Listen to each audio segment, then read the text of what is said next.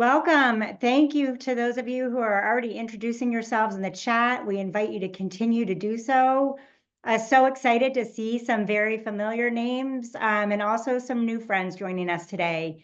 Ask that you just continue to keep those introductions going in the chat.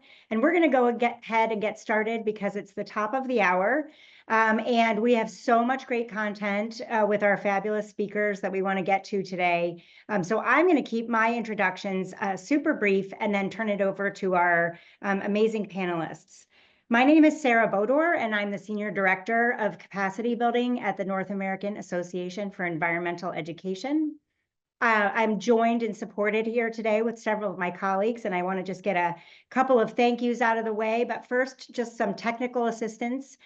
Everyone's so familiar with Zoom and these webinars by now, but just as a quick reminder, continue to introduce yourself as we go. Put any questions that come to you as we get into our presentations in the chat. We'll have several folks who are keeping an eye on the chat, and we'll try to get to as many of those questions at the end of the panel as possible.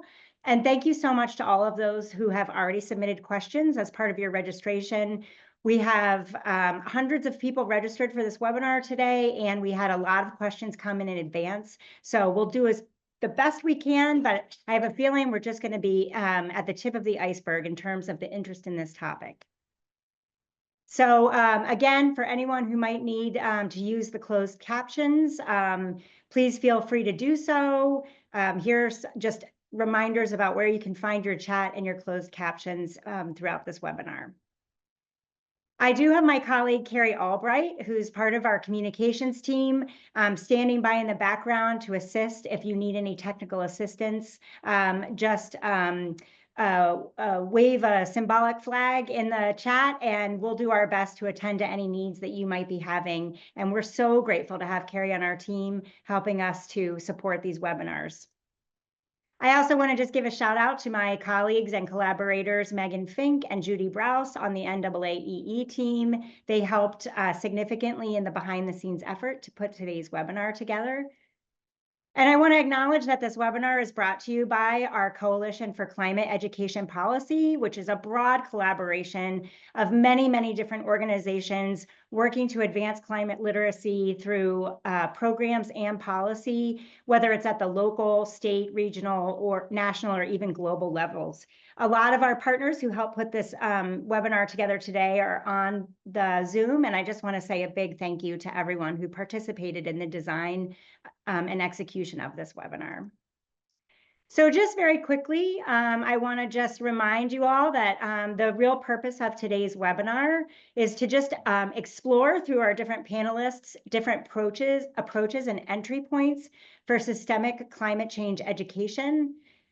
We want to learn about various state policy wins in climate change education, reflect on some of the successes, but also acknowledge the challenges that remain for effective implementation, and then continue to nurture community and connection within and across the climate change education networks that are so active in the United States right now. We're so grateful for the amount of work that's taking place in different pockets at different scales, and I think we all have a hunger to continue to be engaged with one another and learn together as we continue our work. And then lastly, we want to hear your questions. And as I mentioned, we'll do as much of that as we can towards the end of this hour and throughout our panel discussion. We also want to hear your ideas for future discussions so that we can keep this conversation going. Finally, before I turn it over to our speakers and introduce our moderator, I just want to acknowledge that there is so much good work happening that we can all learn from.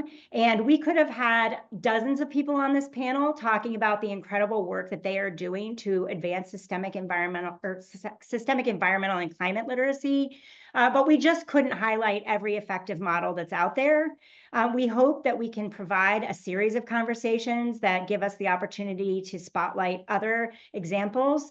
And many of you may be aware that when the Coalition for Climate Education Policy first formed, our very first virtual event was a town hall featuring former Governor Jay Inslee from the state of Washington, who talked about the groundbreaking work that was taking place in the Climate Time Initiative there. And I just want to just really humbly acknowledge that many of you are doing transformative work to advance climate change education in states, districts, and communities, and we are really grateful to have you joining us. So, finally, I want to turn it over to the folks you're really here to learn from, Sarah Sterling, Teddy Lyman, and Dr. Roni Jones. We are so fortunate to have them here with us today. It's a miracle that we were able to line up schedules in a relatively short period of time so that we could learn from these incredible leaders. You will get to hear more about their backgrounds and the work that they're currently doing as soon as I turn it over to our moderator. And I just want to introduce to you the co-founder and executive director of Start Empowerment, Alexia Leclercq. Alexia is a grassroots environmental justice organizer and scholar. She has led successful campaigns from advocating for equitable fossil fuel phase out at the UN to passing climate legislation, fighting for clean water, addressing aggregate mining, and writing land use law. Alexia was co-founder of the Colorado River Conservancy, and as I mentioned, Start Empowerment, which is a climate justice education nonprofit. Her curriculum has reached over 120,000 students, and her work has been featured in Forbes, The Washington Post, and The Guardian. She's a Grift 50 fixer, I'll say, and winner of numerous awards and accolades. And in 2022, she served as UN Assembly Ambassador and has guest lectured at institutions including Harvard, Princeton, and UT Law. So please join me in welcoming Alexia, and I'll turn it over to her to get us started. Hi, everyone. Thank you for having me. I'm super excited to be moderating this panel because, like Sarah mentioned, I work on environmental justice education across Texas, which is why I'm particularly eager to be learning from leaders across other states on how they have successfully passed climate education bills and how they're working with schools on the implementation, because we have a lot to learn from each other. And with that being said, I'm going to dive right into our first question and ask each of our panelists to introduce themselves and also share how their state began its climate education policy journey and highlight some of the biggest challenges, lessons learned, and successes. And I'm going to pass it on to Dr. Roni. Great. Well, thank you, everybody. I'm excited to be here. My name is Roni Jones, and I work with an educational nonprofit here in California called 10 Strands, and we're excited to release our curriculum that we've been working on for the last 3 years in partnership with the San Mateo County Office of Education and the state of California. I actually am coming to you from the unceded territory of the Miwok and Maidu Indians that are currently working collaboratively as the United Auburn Indian community. And so I'm excited to share our journey with you forward around climate education resources for the teachers in California.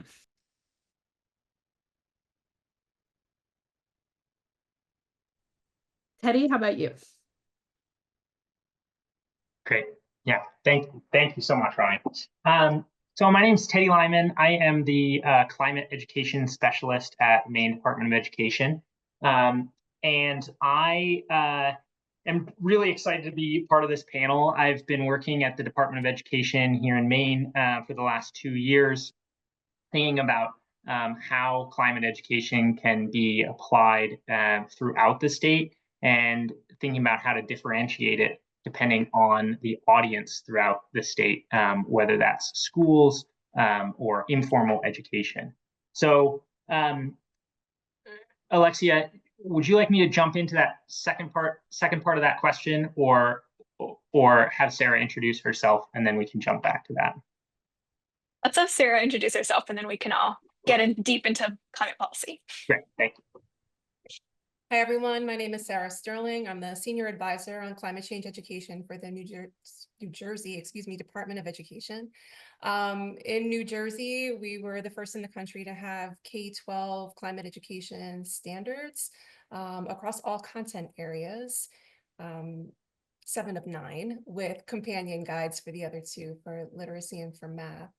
My work centers on the supporting of making that work happen in schools and supporting teachers to ensure that they have the knowledge base and set of experiences that make that work possible. Thank you all. Y'all bring a wealth of expertise, and I'm really excited to dig into it. So kind of starting off, all of y'all have successfully passed or worked on climate education bills across your state. How did you get into that? How did you do it? And what did you learn?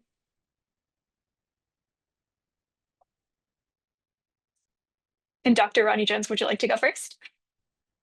Yes, sorry about that. Yeah, so I think that the starting point for California really was 2015 with the release of the Blueprint for Environmental Literacy here in California, which has been our guiding document related to all things environmental literacy. That document really set us on a path not only to understand how our curriculum would be impacted, but also led to the development of the environmental principles and concepts here in California. And then, like Sarah said, in New Jersey, those environmental principles and concepts were then integrated across all of the California frameworks in order to help teachers understand how the environmental principles and concepts should be integrated across different content areas. So that was really the beginning of the journey here in California. And then as climate change really came to the forefront, our organization, working in partnership with the San Mateo County Office of Education, started to advocate for resources to develop some curriculum that actually really focused on environmental justice and climate change, that built upon some of the curriculum that was developed to support the environmental principles and concepts. And so that's really what we've been working on the last several years. There are also other initiatives related to how schools can really develop sustainability, how they can think about career pathways in green technology. So there's a lot of other things that are also going on, but it really all stems from that guiding document for the Blueprint for Environmental Literacy.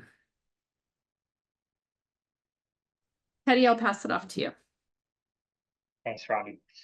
Okay, so I'm going to try to touch on everything in a relatively succinct time frame. So my position came about before I was involved, and really as a direct result of the Maine Climate Action Plan that was created back in 2020.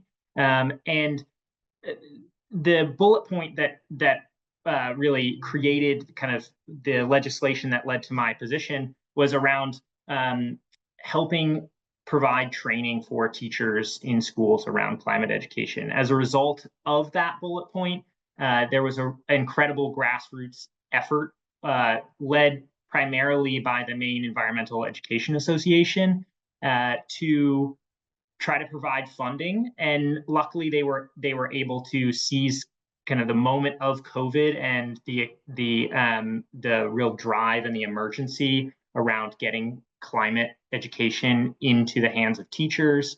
And as a result, they created a legislation in 2022 that created a grant program and also hired a position within the Maine Department of Education. So that was the original birthplace of my position and the resulting grant program that I now run. That grant program was both modeled after Climb Time in Washington State and also set up as a 3-year pilot program. So I've been running that program for 2 years now, and we're both beginning to see the results of that program, and I'll share some of those in a little bit, but also beginning to review the program as a whole as we enter the 3rd year and approach the end of the initial pilot program and begin to think about the design for the future program.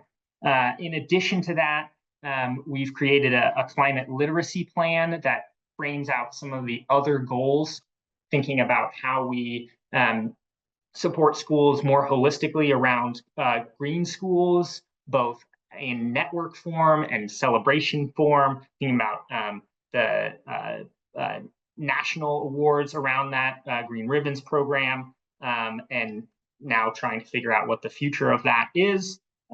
And then also partnering with programs that we already have in the school, in the DOE and school system throughout Maine. So thinking about partnering with programs that are really engaged with outdoor education, thinking about traditional ecological sharers, Wabanaki people in Maine, and how to collaborate effectively around environmental and climate education in that space. And then really thinking about, and I'm going to, at the end of this panel, sound like a broken record, thinking about local and place-based education and how to partner with local organizations.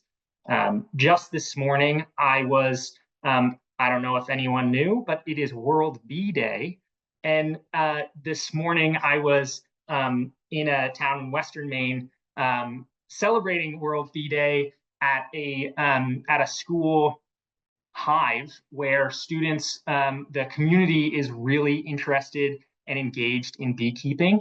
And as a result, they have hives at the school, and 200 students all today during World Bee Day are going through this program and throughout the school year, not only just going in and looking and learning about the hive, but actually harvesting honey, and now they're making products.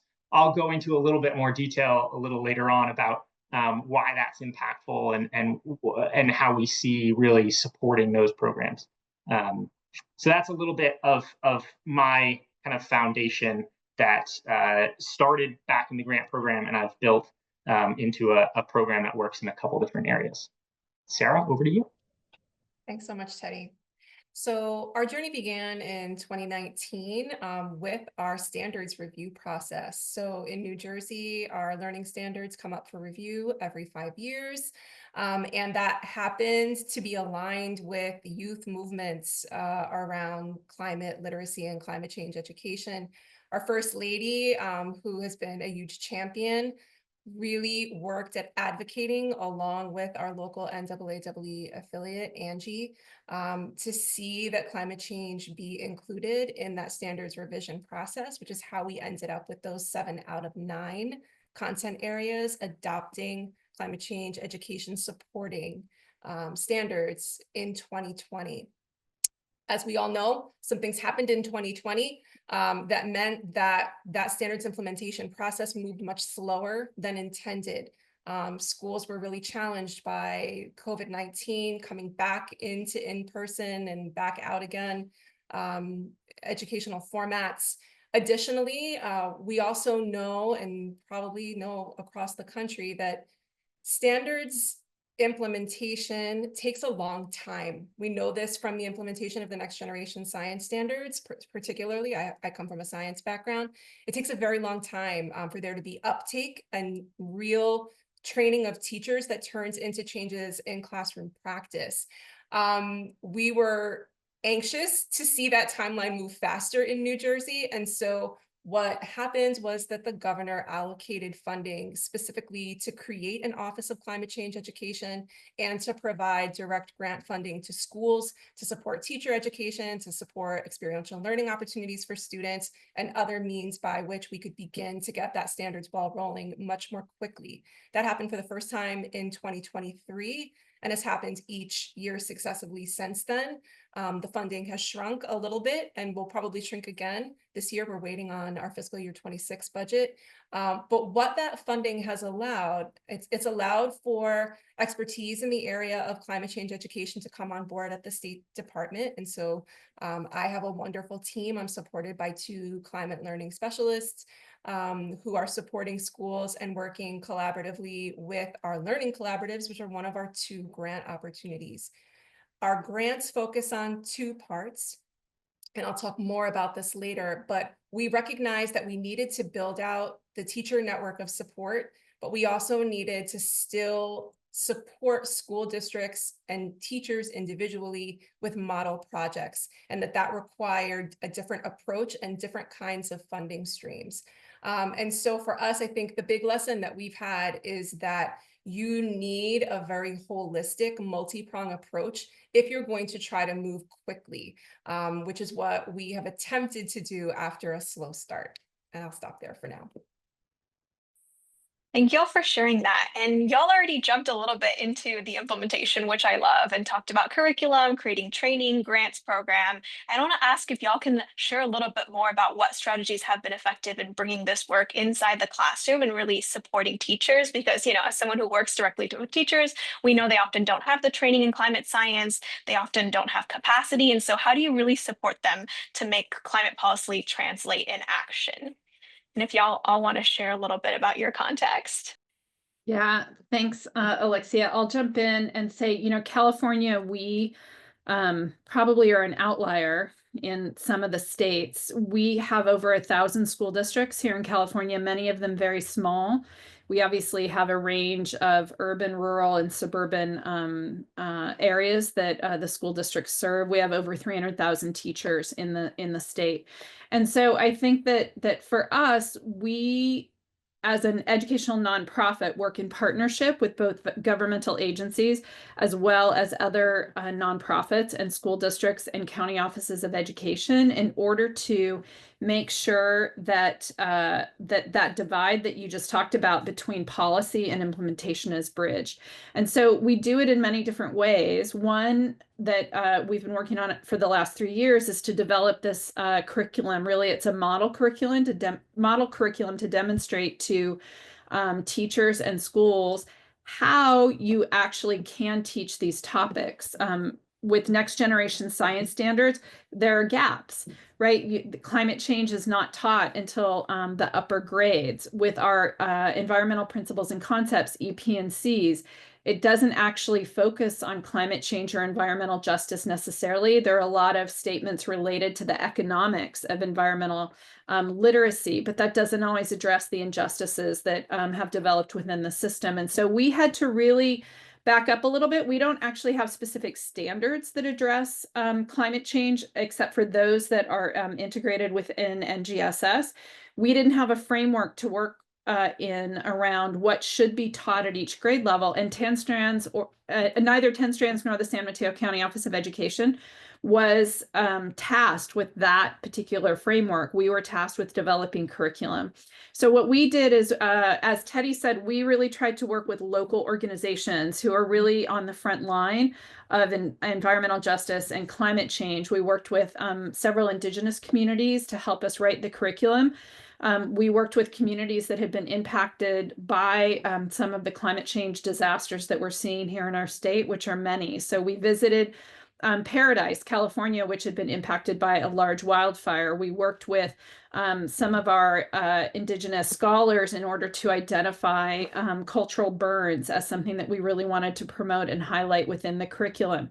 And then we really worked hard to do a large-scale field test here in California to get feedback from teachers so that our curriculum is really useful to them. We built on many other initiatives that were happening. So we selected the storyline model of instruction that builds on what's happening with NGSS, so it doesn't feel like teachers are actually starting from scratch. And so I think those are some of the challenges and some of the ways that we've tried to bridge this gap. There is not one perfect answer. Every strategy that we try has a gap. So we are now focused on trying to get additional funding to begin some large-scale implementation capacity building around not only implementing this curriculum, but as Teddy and Sarah said, also focusing on local place-based education. Our curriculum we've tried to make it as adaptable as possible so that teachers can take out data sets that might be statewide and implement local data sets that they could use. And that's part of the capacity building that we hope to tackle in the future, is to help teachers look at the curriculum, understand the storyline that we have set up, and then maybe begin to implement some of their local needs and local concerns. So I'll stop there and pass it off to Teddy. Thank you. So as I mentioned, just briefly, and Roni was touching on as well, for us in Maine, focusing on local control and local curriculum that fits the community is really the key to our overall program. So the grant program is structured so that a school needs to partner directly with a community organization. And we have really managed to attract the interest of a really wide range of partners, which has been really exciting to see. So everything from an organization that you might look at and say, you are an environmental education association, or you are an environmental education organization that is clearly teaching climate change education, to organizations like water districts and land trusts that are engaged in the community, but might not be engaged with schools yet. And that's where exciting partnerships can happen, and where schools can both learn from their community, but also set up a model that is sustainable beyond the funding that the Department of Education might be giving them for that particular year. So that's the overall structure for it. Some lessons that we've learned along the way is what's been great about this 3-year pilot program is it's enabled us to revise and iterate specifically the grant program that's going out, that is really our mechanism of controlling what kind of applications we get and what kind of programs get created. So in our first and second rounds, we had a really open grant program to see what type of programs were proposed. And we had everything from really big programs that were partnered with our university system and developing in-depth curriculum and professional development, and convening summits for teachers in county-wide regions or bigger school districts, to very specific couple teachers working with one partner throughout the year, designing a specific program. So it's been great to see that breadth, and it's enabled us to then design programs that or design the grant program so that it can incentivize different models. And right now we're really prioritizing both a summit model that allows teachers to convene, and we've found, at least in the state of Maine, that timing is often a barrier for access, and less of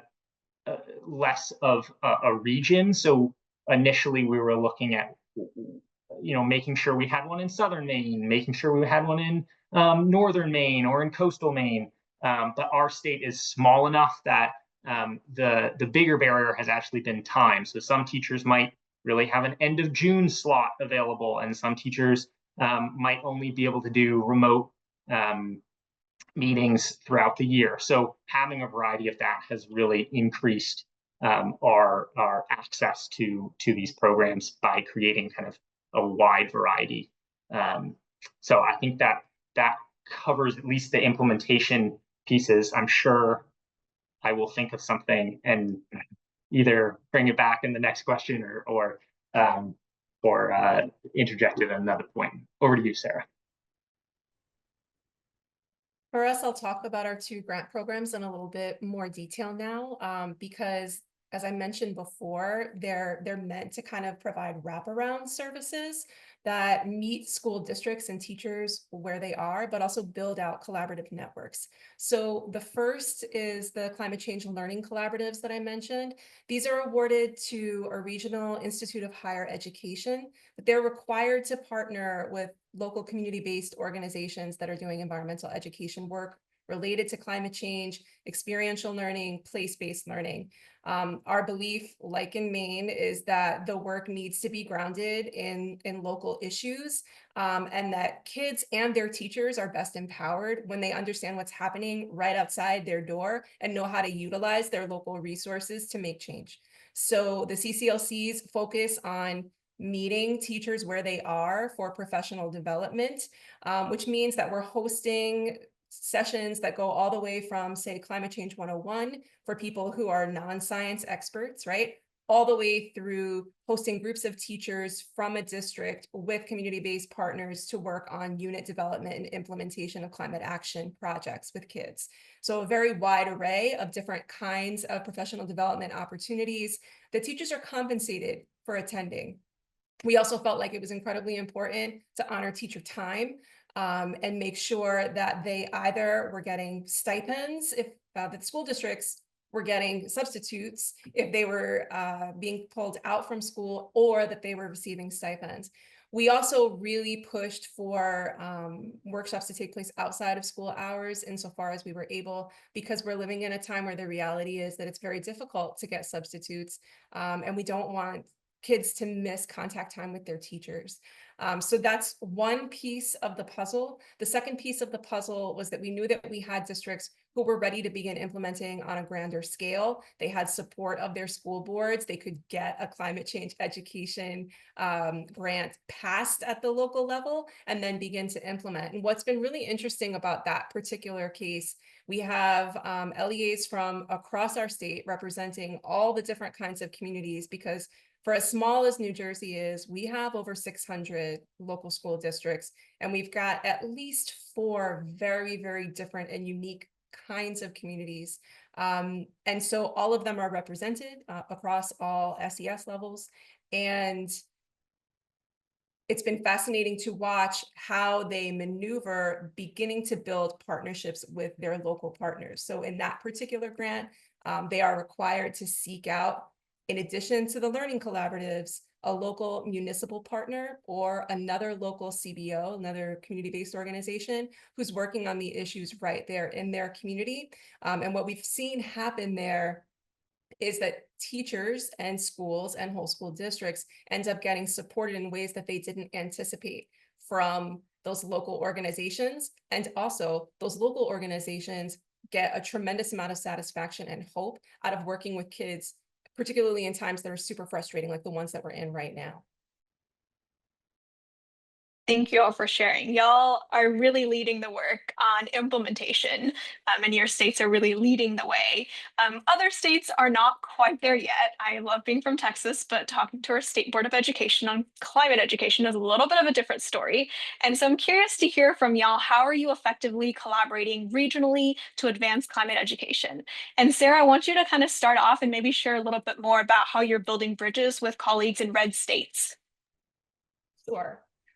So I think it's really important to note that that work is facilitated by weavers, right? So people like Frank Neipold at NOAA, who just meaningfully made connections between all of us as we came on board at our individual organizations.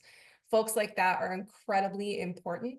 And then also from the folks who've been doing the work ahead of us, having the opportunity to engage in conversation with them. I am incredibly thankful to my colleagues in Washington State who are always willing to pick up the phone and have a conversation with me any hour of the day or night. And I've tried to extend that same courtesy and care to folks who've come on after me.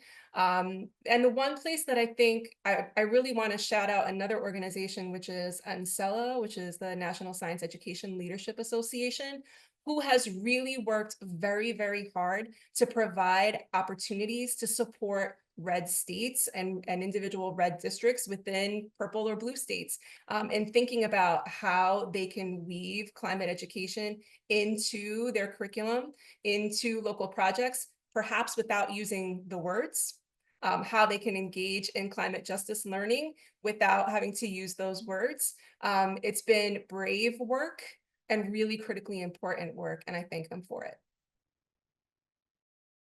And I wanted to ask Dr. Jones and Teddy if y'all wanted to jump in and share a little bit more about how y'all have worked regionally, and also, yeah, how can we build coalitions with maybe not even using the word climate education, but advance that?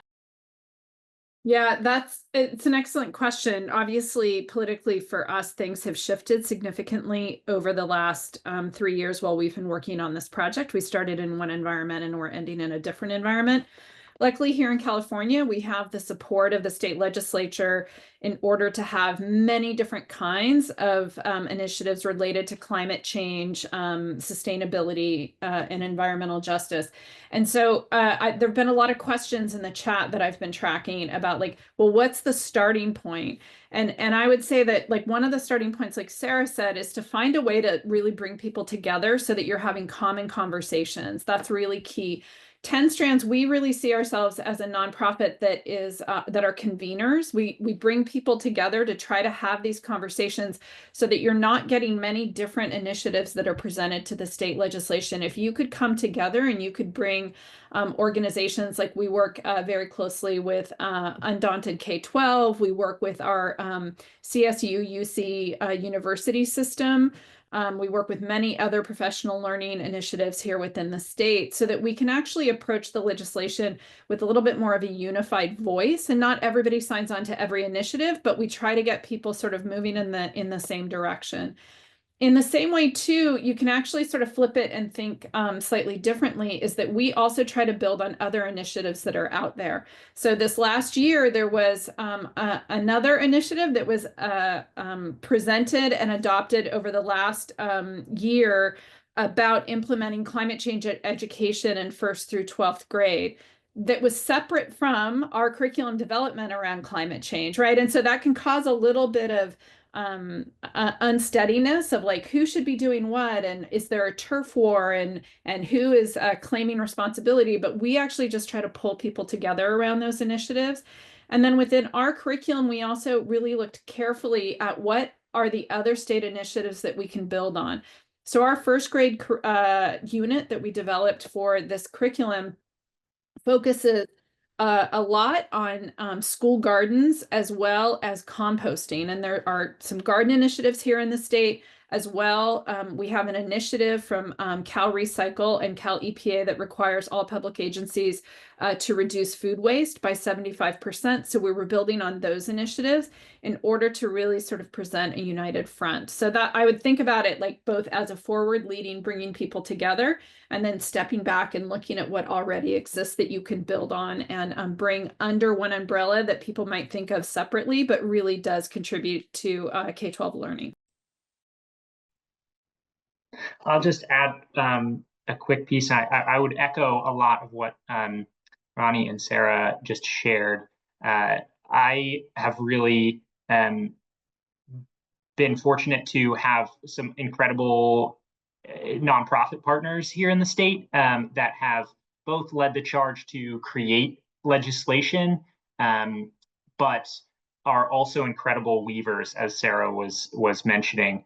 And they have connected me with both regional leaders and organizations, but also been really instrumental in bouncing ideas off of and learning from.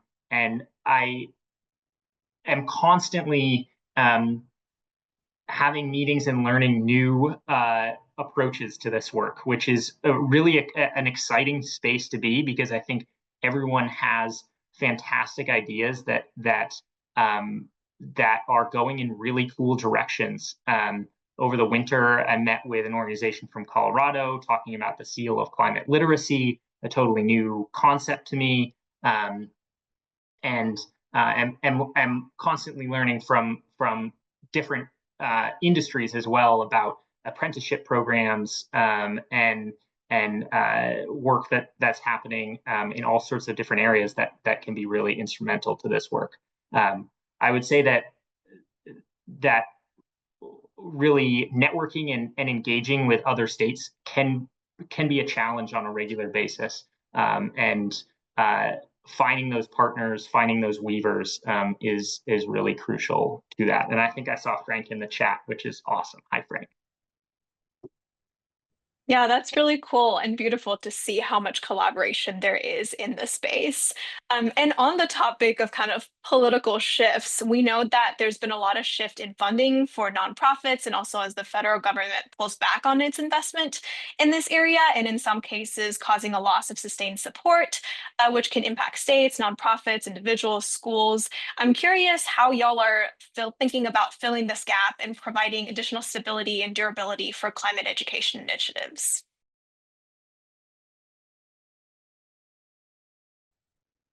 Yeah, I think diversifying, right? It's tough because we are continuing to advocate for state funding. We have, a governor who has an Office of Climate Change, and whether funding for some of these initiatives come through Cal Recycle or Cal EPA or directly into the education system, it doesn't matter to us. We want the funding to come so that we can begin to do that work of implementing the curriculum. I think we also have close working relationships with a lot of educational foundations that are out there, but they are also under tremendous pressure given some of the funding that has been pulled back in many different sectors, right? So there are more people going to those same organizations looking for money. And so that's where really these partnerships become really important. We're working closely and building on some of our relationships with our county offices and existing initiatives, as well as our LEAs and our school districts, in order to support the initiatives that they have in building that. And so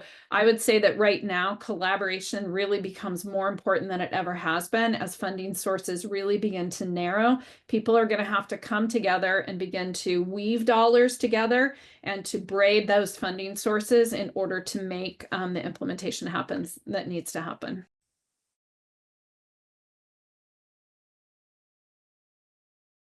Teddy and Sarah, do you have anything y'all want to add? I would just echo that and say that it's exactly what we're trying to do with the learning collaboratives, and also with our other LEA grants. The building out of partnerships means that there will be pieces of this that will be able to extend beyond the end of a grant cycle, right? Projects that are set up that are in the local community and partnerships that are set up with your local DPW, your local environmental council, they may not require the level of sustained funding that the startup effort required in order to keep moving forward. And also, informal teacher collaborative networks are incredibly powerful once they get started, because teachers need support from one another. They deserve to be compensated for the things that we ask for them to do that fall outside of their contractual obligations. But we also know that once those networks get created, they're informally relying on one another to move this work forward. So it's our responsibility to move the ball down the field as far as we possibly can in terms of creating the structural supports that means that the relationships exist.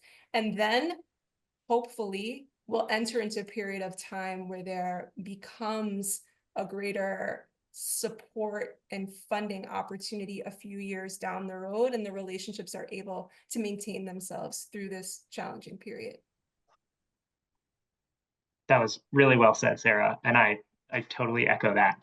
The one thing I would highlight as well here in Maine is we have a program that is really centered around community resiliency, and that has been a really creative way for our program to be thinking about accessing communities that isn't straight at climate education as my program has existed over the last couple of years, but engaging with communities to think about what their broader community, but also their school community looks like. That program specifically focuses on storm mitigation and energy resiliency and sustainability, and is run out of our governor's Office of Policy Innovation in the future. Very cool titled office. And that program has reached most of the communities in Maine. I think we're somewhere near 200 different communities, everything from forestry communities in the north of Maine, urban communities in the south, and coastal and island communities. So it looks very different, and doesn't always touch education directly, but has been a partnership, like Roni was mentioning, that is really crucial to tap into and interweave education into it so that that opportunity is there to be thinking about education in the same space as community resiliency as we face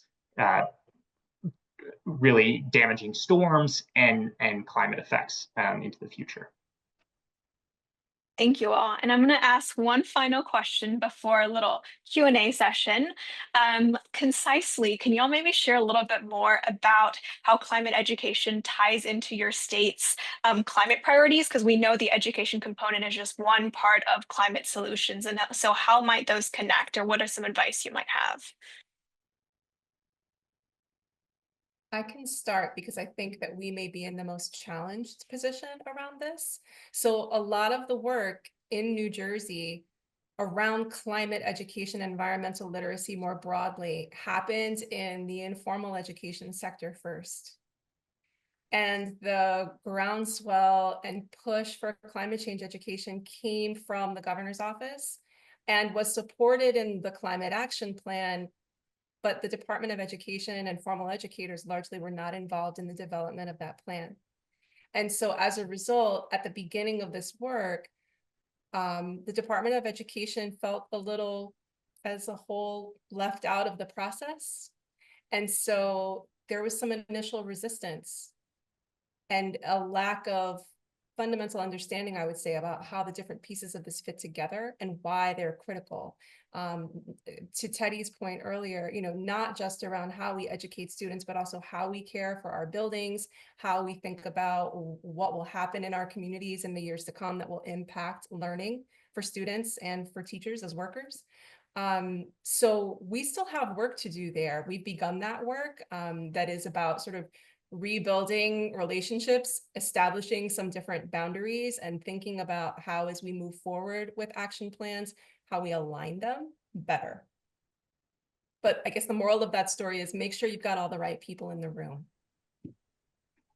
I'll echo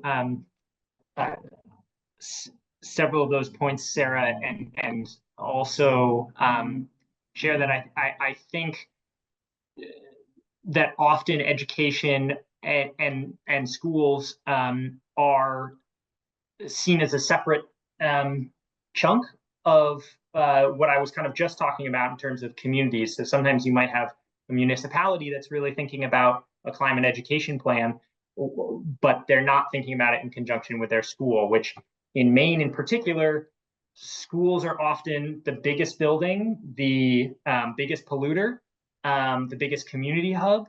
And so telling that story or getting that conversation into the room has been really crucial over the last 2 years.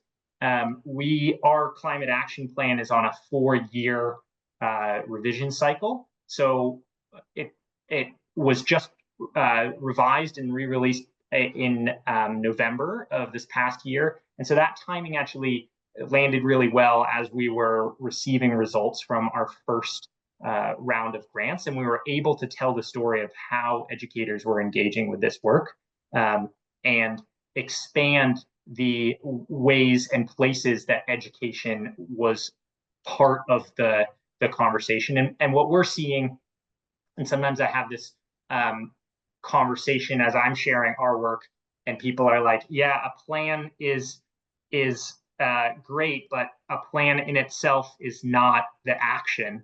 And I agree with that, but having the place to reference to go back to when you're having conversations with legislators, when you're having conversations with communities about the ways in which education should be weaved into conversations around climate change and climate action is really crucial. And so all that work really pays off when those conversations end up happening and you're thinking about community resiliency. And in those bullet points in the plan is a bullet point around community resiliency weaving with the school's ability to fit into that picture. Yeah, thank you so much for sharing that. And I want to jump in a little bit too, because as someone who works in the nonprofit sector, something we really think about at Start Empowerment is how do we bridge that gap between education and action and get young people that we work with to become climate leaders in their communities. And I know here in Texas, Start Empowerment works with 5 schools across the state, and we have after school programs that we've established, and we work with youth to identify their local issues and then build organizing campaigns and have successfully stopped, oil terminals, or working on gardens and working on water policy, et cetera. And then we have a summer fellowship where we're able to pay youth to organize and learn at the same time. And so it's really cool to see how y'all are also thinking about climate action, because at the end of the day, we want climate education to lead to further climate action and to new young leaders. And so it's incredible to learn about all y'all's work. And for the sake of time, I'm going to jump into a couple Q&A questions, and feel free to one or two of y'all to jump in and answer them. So the first one is from Jennifer in the chat, and she talks about, she's curious on how states have done any early evaluation on the implementation efforts, and what that has looked like and what some of the results might have been.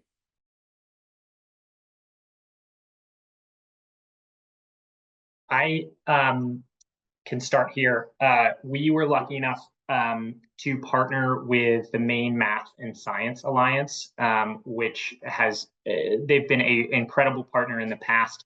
And in 2021, they actually did an audit of the climate or environmental literacy of teachers throughout the state. So they had a really great foundation to work with us.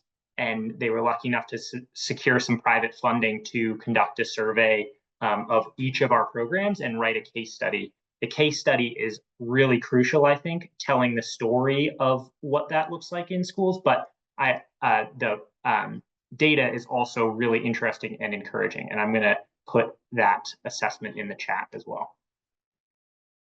Yeah, I'm going to answer the data question slightly differently, because we have a new initiative that I just put into the chat at 10 Strands, which goes beyond just curriculum. It actually helps school districts to look at sustainability efforts across all of the different parts of a school district. So as Teddy was saying, districts need to be aware not only of how they're teaching about climate change education, but also how they're managing their own sustainability initiatives. And often those who work in, maintenance or facilities are not necessarily talking on a regular basis to teachers and what's happening in the classroom. And so we actually just released a report around sustainability data that districts can take a look at and look really more at a systematic level and not just at the different silos of how some of those things might be happening. So when you start thinking about data, thinking about not just implementation of curriculum, but also these other markers of success that districts might be able to build on, because finding an entry point,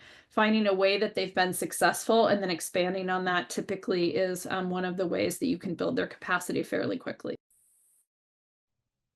I am, by the way, so jealous of the data initiative. I attended a presentation at NAACP last year in Pittsburgh and walk out of it like, we need this right now. Where do I get the money for it? One of the things that's challenging about our position in New Jersey is that the funding is specifically allocated for the support of schools and districts, which means that we don't have funding that we can use for evaluation efforts. However, we found a carve out, which basically came out of our general fund, the money that is meant for our salaries and other sort of administrative costs, and have a small evaluation effort that's happening of the CCLCs specifically. It is in progress right now, but as we're collecting data, we're finding that 94 to 95% of teachers who are participating in the sessions are reporting back to us that they have increased confidence in their climate science understanding and also in their ability to go back into the classroom. We'll have more data within about a month about exactly how many students were touched, about the variety of different kinds of implementation that teachers have engaged in. But the early results look really, really promising. In the first 3 quarters, we had over 2,000 teachers who participated, and we had many people who were repeaters who came back multiple times, who potentially then are sort of going to be able to be teacher leaders for us moving forward. The next question that we have is from a participant from Australia, and they're curious on if there's any partnership opportunities for environmental education across continents, knowing that this is such a global issue. Would one of y'all want to take that? I'll jump in. I know that we actually have the Humboldt County Office of Education has a partnership right now with educators in Taiwan. And one of the elements of that partnership actually is around climate change and climate justice and understanding Indigenous scholarship related to those elements. So I think that there are ways that we could partner and think about it. I think that, one of the things in California with our curriculum is we're very interested in understanding what other states and other countries are doing, because we definitely entered the development of this curriculum with that learner's mindset. We worked closely with many other people who are on this call that I've actually seen, as well as other experts that have been down this path. So we didn't feel like that we were alone. And so I think that there are partnerships. In California, it can be difficult because we do have local control. So there's many different things happening. But whoever that was, I'll put my email in the chat. Happy to have a conversation with you if you would like to explore that more. I know that California and Australia have a lot in common when it comes to wildfire and several other climate change issues that we are trying to tackle. Thank you for sharing that. And for our final Q&A question, Martha asked, is climate change anxiety mitigation or avoidance important in curriculum development in your state? And I kind of wanted to add in that question as well, because I know here at Start Empowerment, we work specifically in frontline communities, so Black and Brown low-income communities, where climate change is a daily reality, right? We have a lot of folks suffering from health issues because of pollution, and who have suffered, climate disasters and not recovered. And so I'm curious how you navigate that, because this is such a topic that impacts youth's mental health and physical health.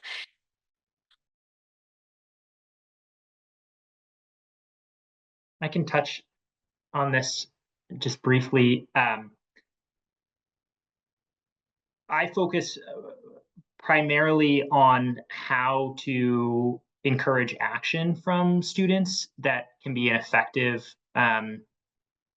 aid to working through climate anxiety, or helping students see that their actions in their local communities have impact. And that has been really effective at combating some of the effects of climate anxiety.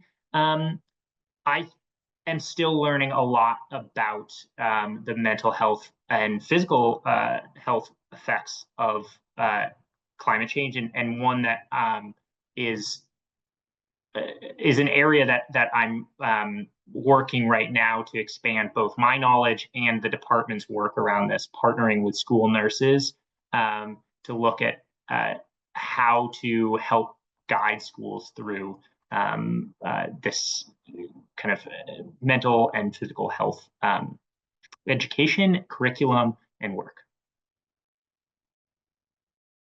And I would just add there that it's one of the places where we see the arts specifically, and also our comprehensive health and physical education work being places where it's critical that teachers have support in understanding how those are places that provide avenues for expression, but also for learning about what's happening, particularly around issues of justice, and being able to communicate that in ways that meet students where they are developmentally. We're also thinking very carefully about our standards revision process and about what's currently in them. We have climate change itself specifically called out in K-2, and we're not sure that that's as it should be as we move forward. We're thinking about how we might change that to be better representative of, again, having children that young, even who are in communities that are being ravaged, be able to think about it on a scale that is not so overwhelming that it becomes something that it is impossible to handle.